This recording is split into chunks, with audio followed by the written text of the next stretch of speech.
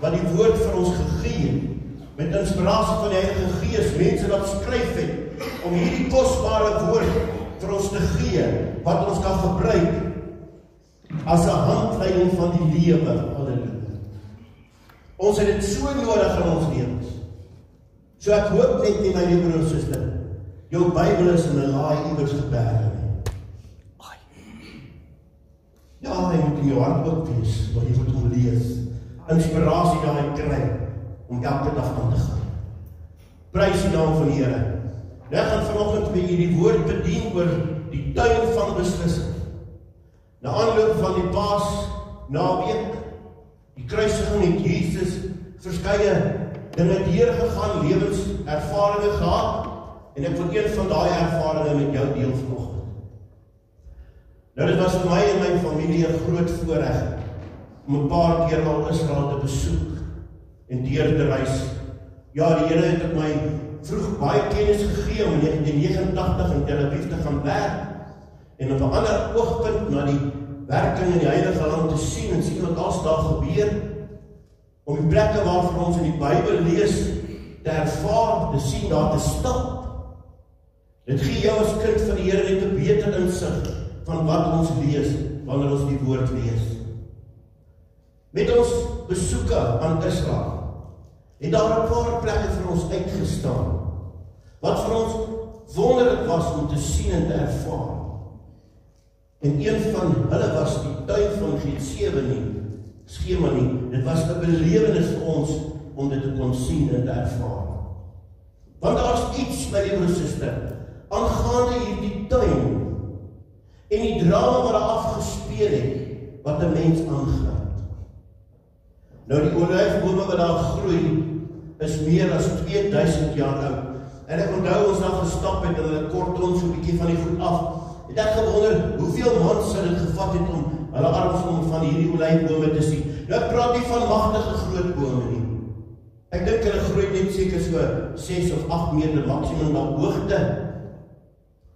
Maar ek onthou toe ek daar gestap het, het ek in my hart gewonder, ek wonder onder watter boom het Jesus daardie besondere aand gebid. En ek dink dit sou nogal spesiaal gewees het om op daai plek te kon gaan staan het. Getsemane beteken plek van die olyfpers. Nou, olywe, hulle kan eintlik sê dit was 'n boom, hulle noem dit maar tuin, is daar gepers onder verskriklike groot druk van klippe wat dit mekaar uitgedruk het. Nou, dit was die plek, my liewe broer en suster, waar Jesus onder weldige druk gaan bid het. Dit was die plek waar Jesus die aand voor sy dood in gebed geworstel het. Ons lees dan van Matteus 26 vers 36. Toe kom Jesus met hulle plek met die naam van Getsemane, en hy sê vir die disippels, sit hier onderwyl ek daar gaan bid. Dit was die plek, my liewe suster, waar hy bloed gesweet het, terwyl sy disippels geslaap het. Lukas 22:44 praat daarvan, hy sê, en toe hy in die sware stryd kom, het hy met groot inspanning gebid, en sy sweet het geword soos bloeddruppels wat op die grond geval het. Dit moes erg gewees. Daardie stryd wat Jesus moes deurgaan het, daaronder daardie boompie in die tuin van Getsemane. Dit was daardie plek waar hy nie 'n kans gesien het vir dit wat op hom gewag het nie. En ons het verlede week daaroor gepraat, dit was Matteus 26:39, en hy het 'n bietjie verder gaan om sy aangesig geval en gebid en gesê, my Vader, as dit moontlik is dat hierdie beker by my verbygaan, nogtans nie soos ek wil nie, maar soos U wil. Dit was die plek, my liewe suster, waar 'n engel gekom en hom versterk het. Dit was daardie besondere nag in die tuin van Getsemane het dit gebeur. Dit was groot, te groot vir ons om mens om ooit te kon verstaan wat daar gebeur het. Dit was die plek van beslissing, die nag voor die oorwinning. In die Bybel kry ons verskillende voorbeelde van mense wat ook in groot krisisse gegaan het om te gaan bid. En dan voor hulle enigiets anders gedoen het hulle eers die Here opgesoek. Hierdie mense het geweet waar hulle hulp vandaan kom. Het Dawid dan nie gesê, my hulp is van die Here, van die hemel en aarde geskaap het. Waar sal my hulp vandaan kom? Net van God. Dan so ontmoeting met die Here dan werklik waar by hierdie mense kom stilstaan. En ek kan vanoggend vir jou sê, daardie by plek waar hulle met God ontmoet het, was eintlik bloed, sweat en tears. Die intensiteit, daardie wroging, die worsteling my liewe suster, wat 'n mens op jou knie voor God het. Dis daar wanneer God deurkom vir jou as mens. Wanneer jy jou knie voor 'n lewende God buig, my liewe suster, dan sal hy opstaan vir jou. En as Jesus of as God opgestaan het vir jou, dan kan niks teen jou staan nie. Glo jy dit vanoggend? En God kom gewoonlik en dan gee hy vir ons die versekering van sy besorgdheid oor jou. Sy teenwoordigheid. En dan gee hy vir jou daai oorwinning. Onthou jy vir Jakob? Jakob het by die Jabok-rivier met God geworstel voordat hy die volgende dag sy broer Esau ontmoet. Jakob was doodsbenoud, want Esau het sy mes ingehaat vir hom. Esau was op die oorlogspad. En sy gebed in Genesis 32:11 sê, sy krisis en sy angs weerspieël dit. Hy sê, red my tog uit die hand van my broer, Here, uit die hand van Esau, want ek is bang vir hom, dat hy sal kom en my gesin sal doodmaak. Na Jakob se bloed, sweat en tears oomblik, daardie intensiteit waarmee hy gebid het, daardie wroging in sy hart, daardie worsteling waarmee hy gedoen het, die ontmoeting met God daar, die nag, my liewe suster, en die ontmoeting met sy broer, die volgende dag, egter totaal anders laat verloop. Jy sien, dis die nag voor die gebeure, wat die gebeure van die volgende dag beïnvloed. In Jakob se tyd van beslissing, was dit so gewees. In plaas dat Esau ingekom het en hom wou doodmaak, het Esau ingekom, en hy het hom omhels, en hom gesoen, en daar was trane van blydskap. Jy sien, as God iets verander in gebed, dan verander alles. In Josua 5:13 lees ons dat Josua ook 'n maak of breek situasie gestaan het. Hy is aangewys as die leier van Israel, die beloofde land wat hy moet inneem. Maar die voor hom staande stad van Jericho, dit is feitlik onmoontlik om daai stad in te neem. Hier staan hy naby die stad besig om te dink en te worstel in gebed. Hoe gaan ek hierdie volk, hierdie nomadiese volk wat saam met my getrek het, hulle is moeg, hulle het deur 'n woestyn gekom, hulle het nie wapens nie, hoe gaan ek hierdie stad inneem? Maar dan weet ons, een oomblik verskyn daar 'n persoon aan hom, met 'n ontblote swaard, die lewe-oorwinste van die Here, wat blyk anders as die Ou Testament openbaring van Jesus Christus. En die sê vir hom in Josua 5:14, ek het nou gekom. Met ander woorde, nou is dit nie meer jou stryd nie, Josua. Ek sal die stryd vir jou stry.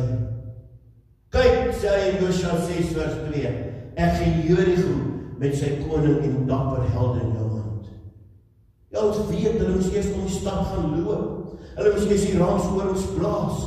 Maar my broer, suster, die stad was klaar vir hulle gegee, toe Jesus by hulle gekom het, halleluja. Die lewe-oorste gekom het, is dit nie meer ons saak nie, dan is dit God se saak, wat vir ons stry. Dink aan Josef, in 2 Kronieke 20, wat 'n geweldige krisis gehad het. Daar was 3 vyande leers wat rondom hom gestaan het. Die benoudheid in daardie stad het groot geword. Hulle het vir mekaar gekyk en gesê, wat gaan ons doen? Ons het 'n probleem, hulle gaan ons doodmaak. Josef vat roep 'n vastigheid en hy roep die volk by mekaar. Hulle was aan die einde van hulle planne. En 2 Kronieke 20 vers 12 sê, want ons is geen krag teen hierdie groot menigte wat teen ons gekom het nie. En ons weet nie wat ons moet doen nie, maar ons oor is op U. Wat is die antwoord wat die Here vir hom gee, vir hierdie profeet? Hy sê, wees nie bevrees of verskrik van hierdie groot menigte nie. Want die stryd is nie julle saak nie, maar die saak van God. Trek môre af teen hulle. Jy hoef daar by die eerste veg nie. Staan gereed, bly staan en dan skou die redding van die Here. Is dit nie wonderlik nie? Ons hoef nie eens te veg nie. As God vir ons is, wie kan teen ons staan? Die oorwinning was reeds die vorige dag in die tuin van beslissing gedoen. Onthou jy vir Gideon? In Rigters 6 vers 13, toe vra Gideon, ag my Heer, as die Here met ons is, waarom het al hierdie dinge ons oorgekom? Het jy dit nie al gevra nie? Wie is eerlik? Here, as jy dan met my is, hoekom moet ek nie hierdie goed gaan? En waar is al die wonders waar ons vaders vir ons vertel het? Here, ek doen nou so baie wonders, hoekom doen jy dit vir my nie? Het die Here ons nie in Egipte laat optrek nie? Maar nou het die Here ons verwerp en ons oorgee in die hand van die Midianiete. Wees eerlik, jy het ook al so gevoel. Here, hoekom? Het jy dan nou van my vergeet? Waar is ek, Here? Toe draai die Here na hom toe en sê, gaan in hierdie krag van jou en verlos Israel in die hand van die Midianiete. Is dit nie ek wat jou stuur nie? Halleluja. Daar is so baie voorbeelde, ek kan nog gaan uithaal uit die woord van die Here. Die feit is, dat ons dikwels selfs voor 'n groot krisis in ons lewe staan, voor 'n groot worsteling staan, en al wat ons gaan help is, wanneer ons nie buig voor 'n lewende God, halleluja. In die woord self die magte van die Gees se wêreld gevoer, in die tuin van beslissing, want wanneer jy die woord van die Here gebruik, wanneer die woord van die Here in jou hart is, wanneer die woord van die Here in jou gedagtes, wanneer jy gerig is jou oë op die Here, dan sal alles om jou val, halleluja. En nie in jou eie krag nie, in die krag wat God jou sal gee, halleluja. Kom ons kyk en staan net 'n gebedjie stil by die tuin van Getsemane. Na die gebeure wat daar gebeur het, die oorwinning van Jesus daar. Dit was die plek waar Jesus eintlik sy grootste stryd moes stry, nie die volgende dag nie. As hy hier kon oorwin, my liewe suster, as hy hier hierdie bitter beker kon leegdrink, as hy hier die donker nag kon deurgaan, sou die volgende dag daardie onregverdige verhoor, daardie wrede geesteling, die doringkroon self, die ou liewe kruis op Golgotha, hom nie keer nie, halleluja. Want hy het reeds die oorwinning die vorige maand gehad. Getsemane was sy grootste krisis. Sy oorwinning daar sou die oorwinning aan die kruis verseker. En die saad van die oorwinning is daar geplant in die tuin van Getsemane, die tuin van beslissing. Dit beteken nie dat die dag van kruisiging nie 'n smartlike dag vir die Seun van God was nie. Dat daar die fisiese en geestelike lyding voor en aan die kruis was onbeskryflik groot. Maar dit was die finale tree, kan ek maar sê, dit was die finale spyker in die doodskus van Satan. Na Getsemane was daar geen meer onderraai kans nie. Daar kan nie meer verloor word nie, want God het met hom gestap, halleluja. Die oorwinning is al reeds die voorgaan in Getsemane beslis. Sy eintlike uitroep aan die kruis wat hy sê as 'n oorwinnaar, dit is volbring in Johannes 19:30, was maar net 'n uitroep van, ek het gedoen wat U van my vra, en ek het met my hele lewe gedoen. So verskriklik as wat sy kruisdood was, so was dit in Getsemane. Matteus 26:38 sê, my siel is diep bedroef tot die dood toe. Dit was hier waar hy op sy aangesig geval het. Hebreërs 5:7 sê, smeekinge en gebede met sterk geroep en trane aan hom geoffer het, wat hom uit die dood kon red, en ook verhoor is uit die angs. Dit was hier waar Jesus gebid het. My Vader, as dit moontlik is, laat hierdie beker verbygaan. Maar as U my wil nie, Vader, dis soos U dit wil hê. Dit was hier, dat sy Vader die hemel het nodig ag het, om 'n engel vir hom te stuur, om hom te versterk. Dit was hier, waar hy so doodsbenoud was, en so ernstig gebid het, dat die sweet soos bloeddruppels geval het op die grond. Hierdie aangrypende beskrywing van die stryd in Getsemane vertel van ons die ongelooflike, onmenslike grootste stryd wat hy ooit op aarde gestry het. Toe egter daar op die grond af opstaan, hoor nou, toe hy van die grond af opstaan by die besitter, het hy met sekerheid vir sy disippels gesê, staan op, laat ons gaan. Die pad na Getsemane, hoe bloedig en vleeslik ook was, is verseker die pad van oorwinning na die kruis. My gebed is, my liewe suster, dat die betekenis van Getsemane vir jou kosbaarder sal wees as ooit in jou lewe ooit tevore. Dat jy meer as van tevore waardering sal hê van Jesus stryd aan die kruis of aan die in Getsemane, maar ook vir die groot oorwinning wat Jesus daar behaal het. Ja, ons as mens kan ek ook maar sê, ook dit was ons Getsemane. Ek weet ons kan dit nie vergelyk met dit wat daar gebeur het met Jesus in die tyd van Getsemane. Maar as dit was, vloop die een of ander lewenskrisis in ons probleme in ons lewens, en dit voel soos nag, dit voel soos donker, dit voel of het nie verbygaan nie, waar ons seker ook ons eie bitterbeker moet drink, wanneer daar die bladsweet en teers daarmee meng. Dan wil ek jou vra, dink aan al die voordele wat ek vandag genoem het. Dink aan Getsemane, en ek wil jou vra, hou vas aan die stryd, halleluja, moenie moed opgee nie. Stryd die goeie stryd van die geloof in jou tyd van beslissing. As jy met God in jou krisis 'n ontmoeting het, word jou Getsemane ook 'n tuin van oorwinning, halleluja. Waarom het Jesus na die tuin van Getsemane gegaan? Hy het gegaan om te gaan bid. En hy sê vir sy disippels in Lukas 22, wat slaap julle? Staan op en bid. Hoeveel keer doen ons beroep, staan op en bid net? Jy sien, wat gebed berei die siel voor vir die stryd. Hy berei die siel voor vir die lyding wat jy die dag moet gaan. En Jesus het verstaan wat voor lê. En hy het geweet dat gebed die enigste manier was om hom en sy disippels voor te berei. Weet jy wat? Gebed op jou knieë voor God berei jou voor vir die probleem en gee vir jou die uitkoms vir die probleem wat jy moet hanteer. Gebed help jy ook met ander oë te kyk na die probleem.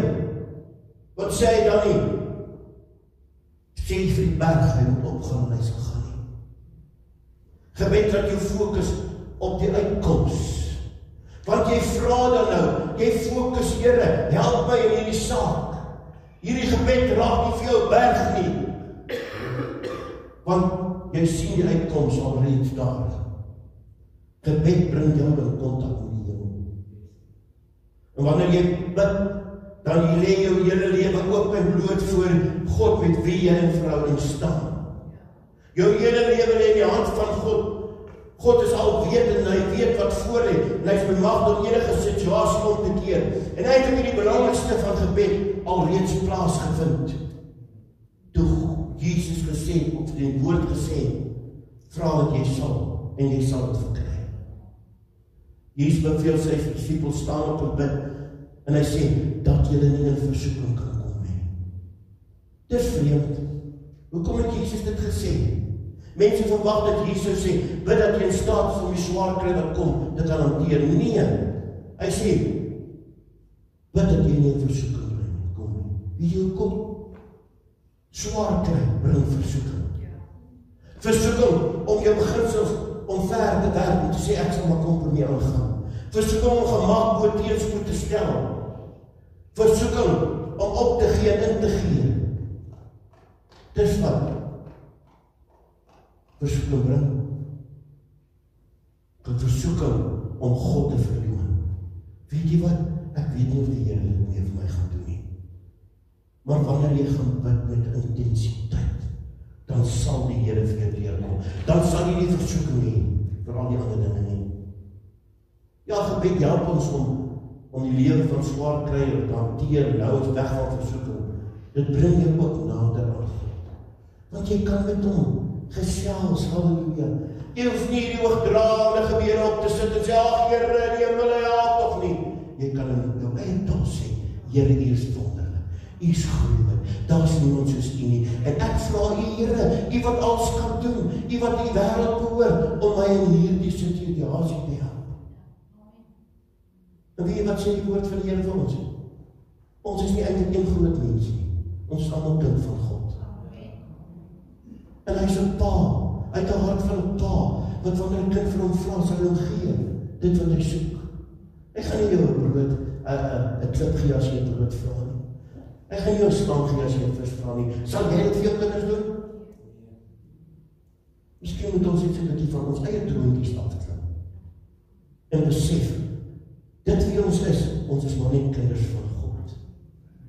Ons bly sy kind, tot die dag wanneer ons hoofde neerlê.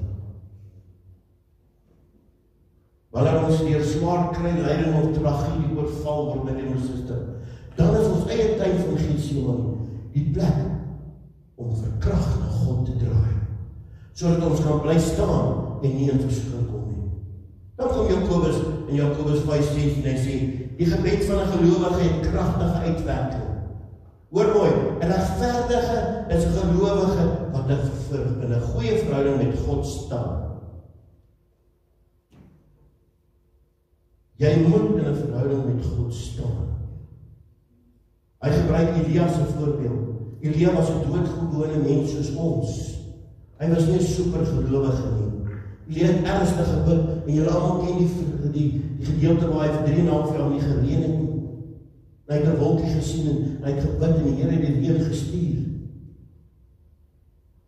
God het krag aan Elia se gebed verleen. Net so sal God krag aan jou gebed verleen. Want hy is 'n mens soos ek en jy. Elia was 'n mens, ek en jy. So sal God, as hy dit vir hom doen, dit ook vir ons doen. Om te bid beteken dat jy vertroue in jou hele lewe in die Vader se hande lê. En dat hy die pad sal oopmaak waarlangs jy voet moet gaan. En dat ons geloof kan sien. En wie dit glo, sal dit ook ervaar. Daarom is Getsemane nie 'n plek van nederlaag nie. Hoor mooi, dit is 'n plek van oorwinning. Miskien hoor jy ook wanneer jy in gebed voor God gaan, daardie groot woorde, terwyl Jesus weer kon staan en sê, ek het nou gekom, en vind jy dat Jerigo wat tussen jou en sy belofte staan, weldra ook sal verdwyn. So as daar iets is tussen jou en jou oorwinning, sal God dit laat verdwyn. En hy sal sê, ek het nou gekom vir jou. Ons maak ons bid. Hemelse Vader, wat 'n wonderlike groot belofte het U gesê. Ek het gekom vir jou, my kind. Dankie Here dat ons vanoggend kan besef hoe groot, verskriklike werk het Jesus in die tuin van Getsemane vir ons gedoen. Hy het ons eintlik daar geleer, Here, wat is dit om te bid? Want ons wil nie bid nie, dit is so moeilik om te bid. Dankie Jesus, dat U altyd 'n voorbeeld was, selfs in die diepste, donkerste tyd van U lewe. Dat U steeds vir ons 'n lering gegee het, deur te wys, dat wanneer ek my knie voor my Here God buig, ek oorwinning sal behaal. Dankie daarvoor, Jesus. Dankie dat U in Getsemane die regte keuses gedoen het, sodat ons vanoggend kan sê, ons is vrygekoop deur die bloed van U, Jesus. Dankie daarvoor, Here. Seën hierdie woord in ons harte. Dat ons altyd sal onthou, Getsemane was tuin van beslissing. Daar het ons deurgekom. Dankie daarvoor.